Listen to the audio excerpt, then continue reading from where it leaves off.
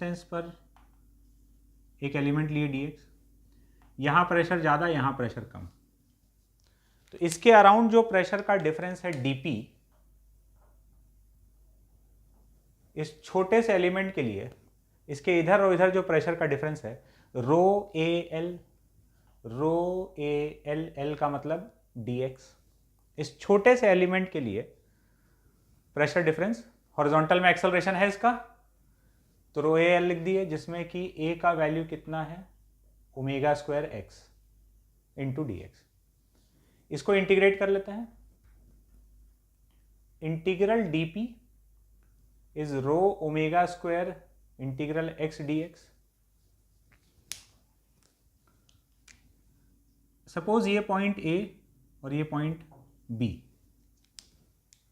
तो प्रेशर का limit P A से लेकर पी बी और ये 0 से लेकर एल तक, तो यहां से आ जाएगा P B minus P A, और यहां अपने को मिलेगा rho omega square L square by 2।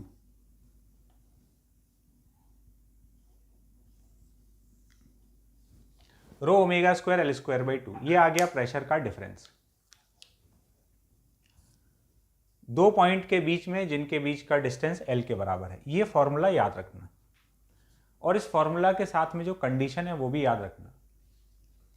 अगर दो पॉइंट के बीच का डिस्टेंस, रोटेटिंग फ्लूइड में दो पॉइंट के बीच का हॉरिजॉन्टल डिस्टेंस एल है, तो rho omega square L square by 2, जिसमें कि एक पॉइंट एक्सिस पर होगा, ये एक्सिस और किसी एल डिस्टेंस के पॉइंट का प्रेशर डिफरेंस है। ऐसा नहीं कि यहां पर एक पॉइंट है और यहां पर एक पॉइंट है, इन दोनों के बीच का डिस्टेंस एल है तो ये प्रेशर डिफरेंस लिख देंगे, नहीं, दोनों में से एक पॉइंट एक्सिस पर है, एक्सिस से एल डिस्टेंस, इन दोनों पॉइंट के बीच का जो प्रेशर डिफरेंस होगा that is row omega square L square by 2। अब इससे हम लोग आराम से प्रेशर डिफरेंस लिख सकते हैं। एक क्वेश्चन देखते हैं।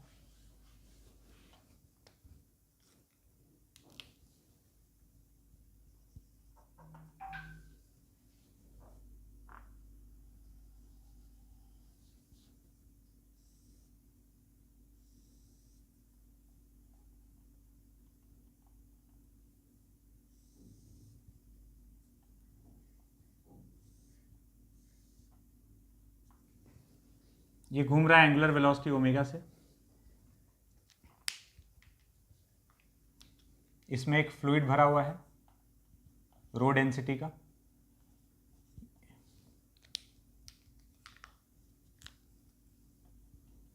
ये पॉइंट ए, यहां पर एक पॉइंट है बी, यहां पर एक पॉइंट है सी, ये वाला गैप L/2, ये वाला गैप भी L/2। हम लोग से क्वेश्चन पूछा जा रहा है कि फाइंड PC माइनस PB, ये एंड पॉइंट और मिड पॉइंट के बीच का प्रेशर डिफरेंस बताना है। तो हम लोग जो फॉर्मूला जानते हैं रो omega square L square by 2, उसमें एक्सिस और उससे एल डिस्टेंस के पॉइंट का प्रेशर डिफरेंस होता है। तो ठीक है, अगर हमको PC माइनस PB लिखना है तो हम ऐसे लिख सकते हैं कि PC minus PA, PC minus PA minus PB minus PA।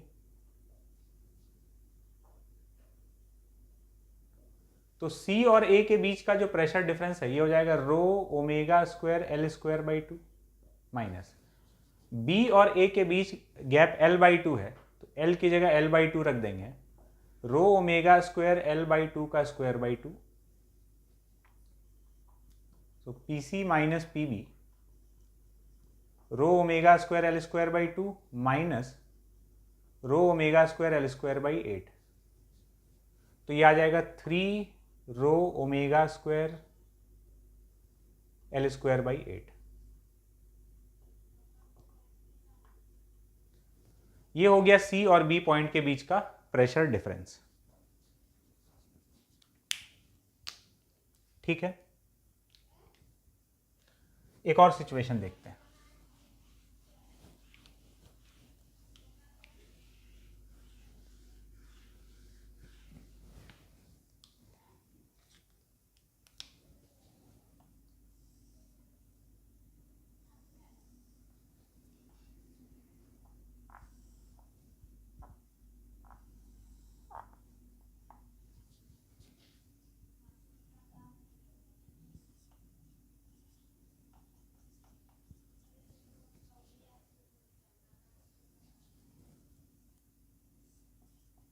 ये L1, ये L2, इसके अंदर एक लिक्विड भरा हुआ है, और ये जी इनवर्ट का मतलब ये पूरा हॉरिजॉन्टल प्लेन में है। ये एक एल शेप्ड ट्यूब है हॉरिजॉन्टल में, ऐसे देखो, ये और ऐसे, ये लेंथ, ये लेंथ, इस तरीके का ट्यूब है, और इस एक्सिस के अबाउट इस पूरे को घुमा रहे हैं, ऐसे घूम रहा है। तो हम लोग टॉप व्यू देख रहे हैं।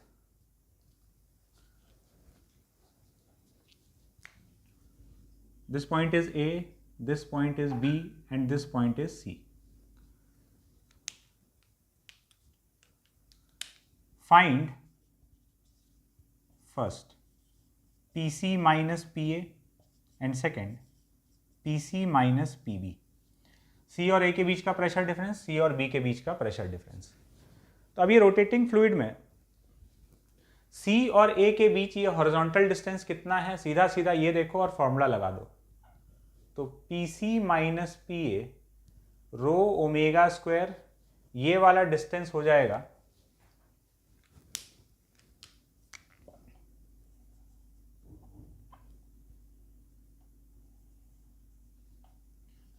This is under root of L1 square plus L2 square.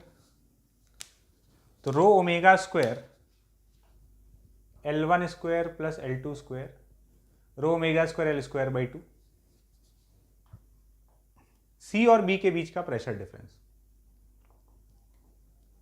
तो फिर से वही तरीका, PC minus PB is PC minus PA minus PB minus PA,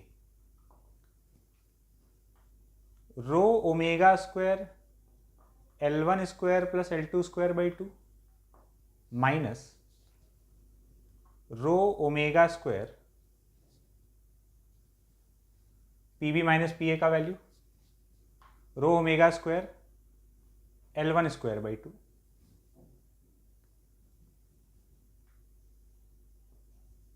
तो PC माइनस PB का value row omega square L2 square by 2, ये C और B के बीच का प्रेशर डिफरेंस आ जाएगा।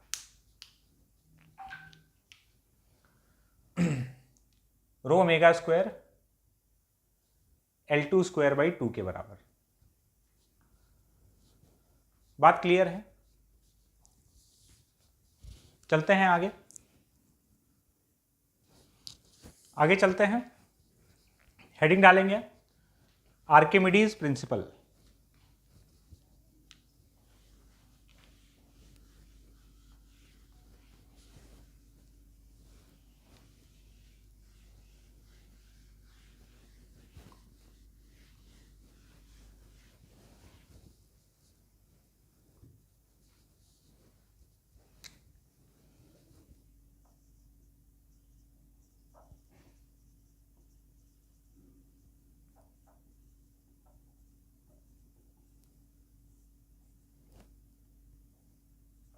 Archimedes principal.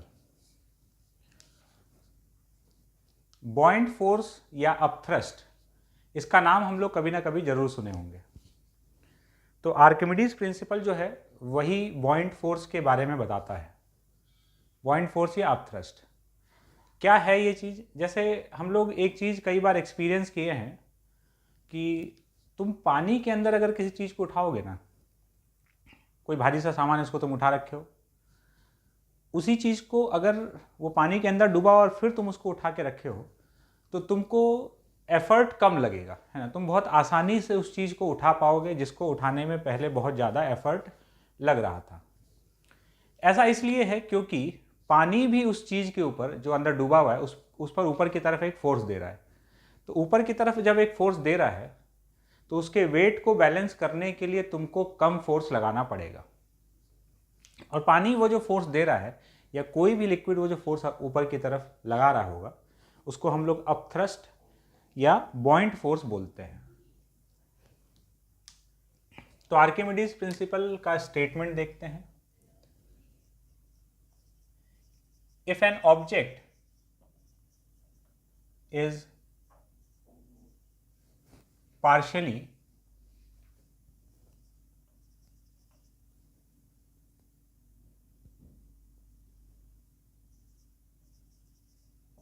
or fully immersed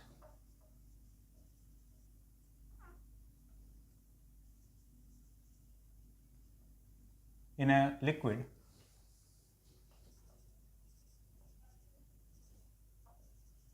then the liquid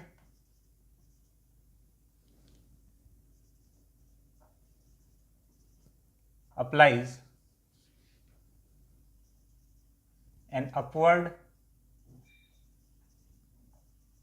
force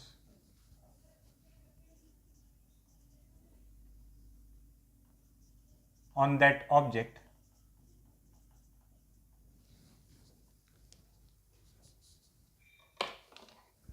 equal to on that object equal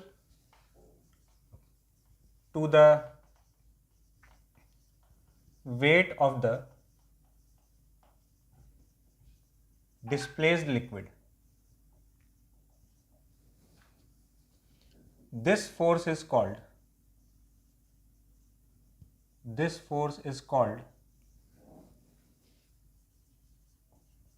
buoyant force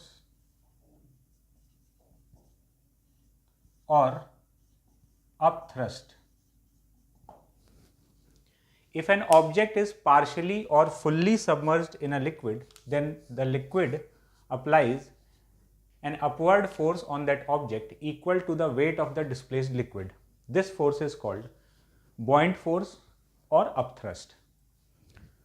तो Archimedes के द्वारा observe किया गया कि अगर कोई ऑब्जेक्ट किसी लिक्विड में डूबा हुआ है, पूरी तरह से या पार्शियली डूबा हुआ है, तो उस केस में लिक्विड जो है वो उस ऑब्जेक्ट पर ऊपर की तरफ एक फोर्स लगा रहा है, जिसको कि बॉइंट फोर्स या अपथ्रस्ट कहा गया.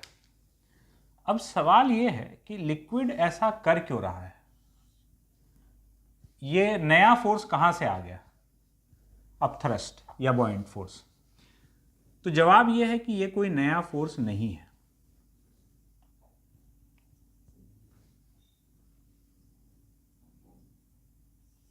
जैसे कोई भी ऑब्जेक्ट है, पार्शियली फुल्ली जैसा भी सबमर्ज्ड हो, तो जो बॉइंट फोर्स बोला जा रहा है ना, वो है क्या चीज समझो. ये चारों तरफ से लिक्विड इस पर हाइड्रोस्टैटिक फोर्स लगा रहा होगा.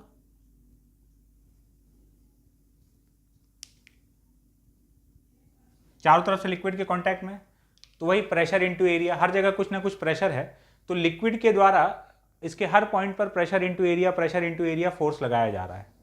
तो किसी भी ऑब्जेक्ट पर ये जो चारों तरफ से हाइड्रोस्टैटिक फोर्सेस लग रहा है, इन्हीं सब के रिजल्टेंट को क्या कहा जाता है, बॉइंट force, resultant of hydrostatic forces. तो ये चारों तरफ से जो फोर्स लग रहा है, इन्हीं का रिजल्टेंट बॉइंट फोर्स है. ये अपवर्ड ही क्यों आया है, क्योंकि हॉरिजॉन्टल में क्यों नहीं आया, क्योंकि हॉरिजॉन्टल में प्रेशर बराबर है, सेम हॉरिजॉन्टल लाइन पे प्रेशर सेम है, तो हॉरिजॉन्टल में इधर से जो लगेगा ये कैंसिल आउट हो जाएगा. और वर्टिकली अपवर्ड ही क्यों आया, डाउनवर्ड क्यों नहीं आया, नीचे का प्रेशर ज़्यादा है, ऊपर का प्रेशर कम है, तो नीचे से लगने वाला फोर्स ज़्यादा है अमाउंट में कंपैरिजन टू ऊपर से लगने वाला फोर्स. तो इन हाइड्रोस्टैटिक फोर्सेस का जो रिजल्टेंट आया है, ये आ गया बॉइंट फोर्स. तो इसी को बॉइंट फोर्स नाम दिया गया. तो ये नया फोर्स नहीं है, ये चारों तरफ से जो कांटेक्ट की वजह से फोर्स लग रहा है उसका रिजल्टेंट हो गया. तो बॉइंट फोर्स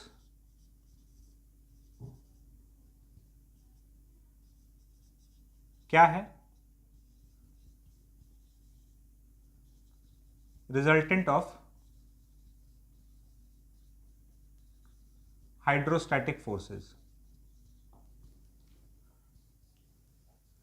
और ये अभी हम लोग वैल्यू लिखेंगे तो एकदम दिख भी जाएगा. जैसे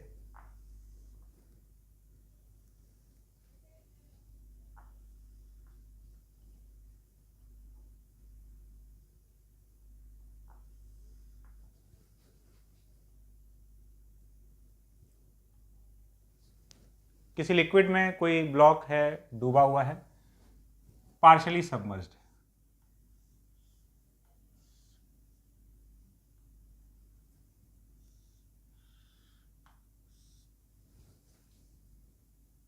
इसका एच लेंथ डूबा हुआ है, क्रॉस सेक्शन एरिया ए है, इसका डेंसिटी रो है।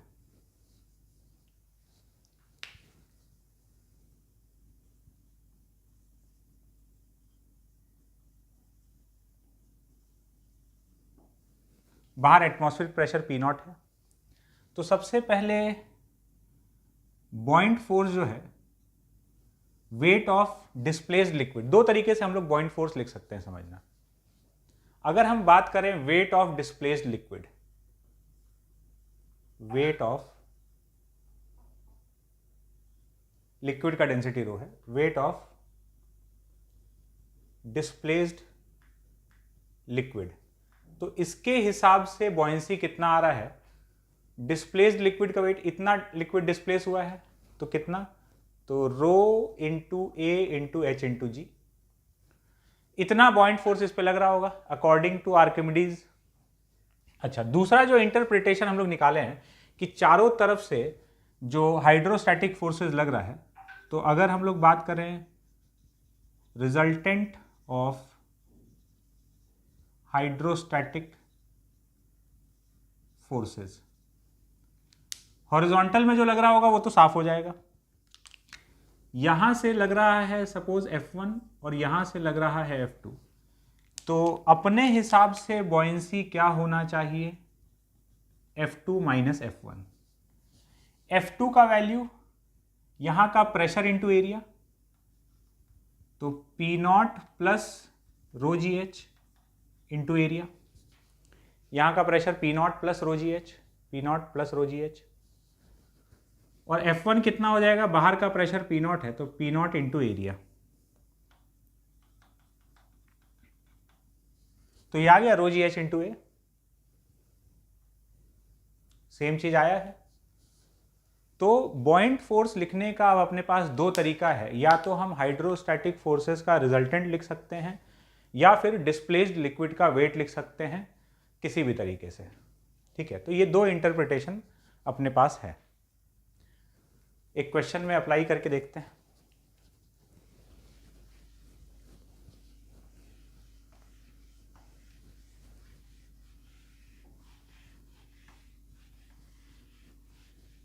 इन दोनों तरीकों में से कौन सा तरीका यूज करेंगे बॉयंसी लिखने के लिए, जो कन्वीनियंट होगा उससे लिख सकते हो।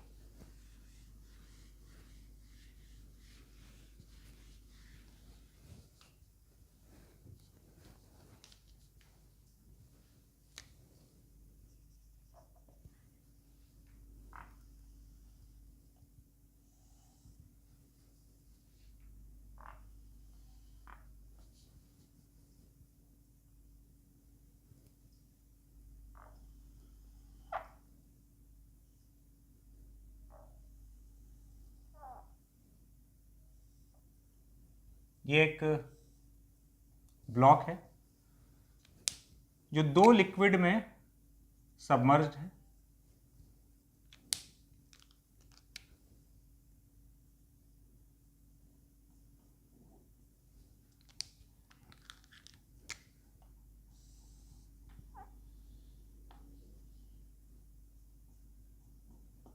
ये दो डिफरेंट टाइप का लिक्विड,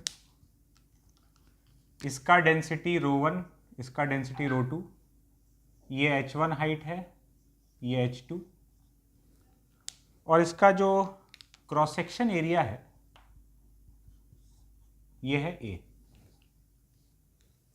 बाहर एटमॉस्फेरिक प्रेशर P नॉट,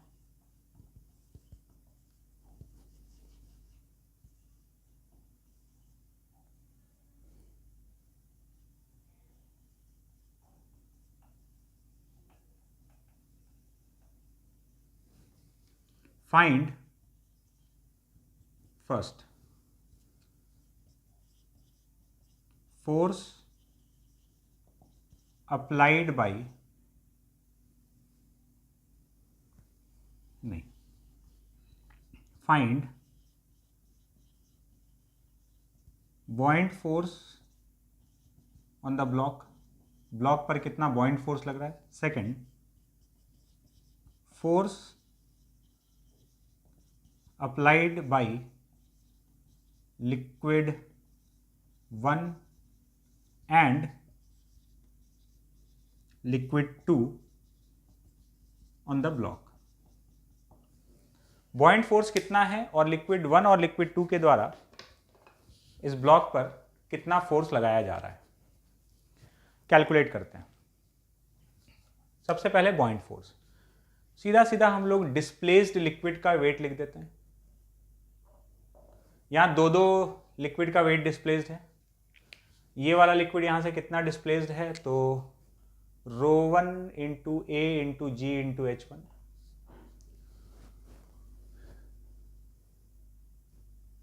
तो ρ1 ए H1 इंटू जी, और दूसरा वाला लिक्विड यहां से कितना डिस्प्लेस्ड है, तो दूसरा वाला लिक्विड डिस्प्लेस्ड है ρ2 ए H2 इंटू जी प्लस ρ2 ए H2 इंटू जी। ये तो हो गया बॉइंट फोर्स। ρ1 ए H1 जी प्लस ρ2 ए H2 जी। अब सवाल यह है कि लिक्विड 1 और लिक्विड 2 के द्वारा कितना कितना फोर्सेस अप्लाई किया जा रहा है। तो अगर तुमको ये लगता है कि लिक्विड 1 के द्वारा ये वाला फोर्स लिक्विड 1 के द्वारा लग रहा है ρ1 ए H1 जी, और ये लिक्विड 2 के द्वारा लग रहा है, तो तुमको बिल्कुल गलत लग रहा है। तो सही क्या है ये देखते हैं। Force due to liquid 1, this is 0। क्यों? लिक्विड 1 जो है वो सिलेंडर के खाली इस वर्टिकल पार्ट से कांटेक्ट में है, बॉटम तो यहां और यहां पर है। तो लिक्विड 1 जो फोर्स लगाएगा इधर इधर,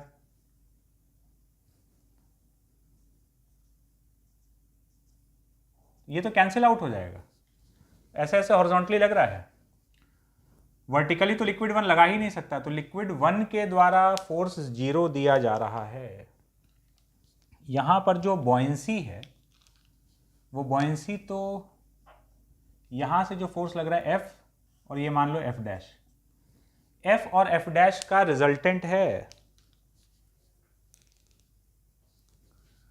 इस पोर्शन से जो लग रहा है 0, इधर से जो लग रहा है 0। लिक्विड 2 कितना दे रहा है, लिक्विड 2 से इधर से और इधर से जो मिल रहा है ये तो कैंसिल आउट हो जा रहा है, लेकिन ये वाला जो फोर्स लग रहा है ये लिक्विड 2 दे रहा है। तो force due to liquid 2 is equals to F dash, जिसका वैल्यू कितना हो जाएगा, यहां का प्रेशर इंटू एरिया। तो यहां का प्रेशर कितना होगा, P0 plus ρ1 GH1 plus ρ2 GH2, P0 plus ρ1 GH1 plus ρ2 GH2, pressure into area. इतना फोर्स लिक्विड 2 के द्वारा लग रहा है। और बॉयंसी हम लोग डिस्प्लेस्ड लिक्विड का वेट लिखे, हम ऐसे भी लिख सकते थे F डैश माइनस F।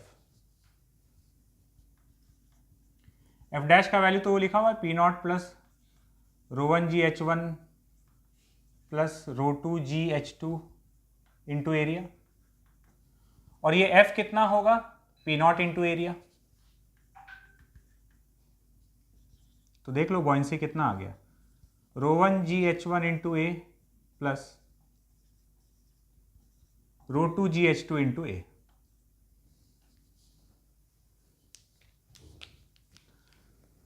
तो लिक्विड 1 के द्वारा डायरेक्टली कोई फोर्स सिलेंडर पर नहीं लगाया जा रहा है, उसके द्वारा लगाया जाने वाला नेट फोर्स 0 है। हाँ, इनडायरेक्टली ये अफेक्ट कर रहा है। लिक्विड यहाँ, ये लिक्विड 1 यहाँ पर है, तो इस वजह से यहाँ का प्रेशर बढ़ गया है, इसलिए ये F डैश। जैसे खाली लिक्विड 2 होता तो सिचुएशन अलग होता, लिक्विड 1 है तो यहाँ का प्रेशर बढ़ चुका है, इसलिए F डैश थोड़ा सा बढ़ चुका होगा। तो इनडायरेक्टली लिक्विड 1 जो है कंट्रीब्यूट कर रहा है इनडायरेक्टली लिक्विड 1 के वेट की वजह से यहां का प्रेशर बढ़ गया, तो वो एक अलग बात है। लेकिन लिक्विड 1 के द्वारा ब्लॉक पर क्या फोर्स लगाया जा रहा है? 0। बात समझ में आया? तो ये है बॉइंट फोर्स, और ये बॉइंट फोर्स का दोनों इंटरप्रिटेशन हम लोग को याद रखना है कि डिस्प्लेस्ड लिक्विड के वेट से भी बॉयंसी लिखा जा सकता है, और हाइड्रोस्टैटिक फोर्सेस का रिजल्टेंट भी बॉयंसी के बराबर होता है। चलते हैं आगे।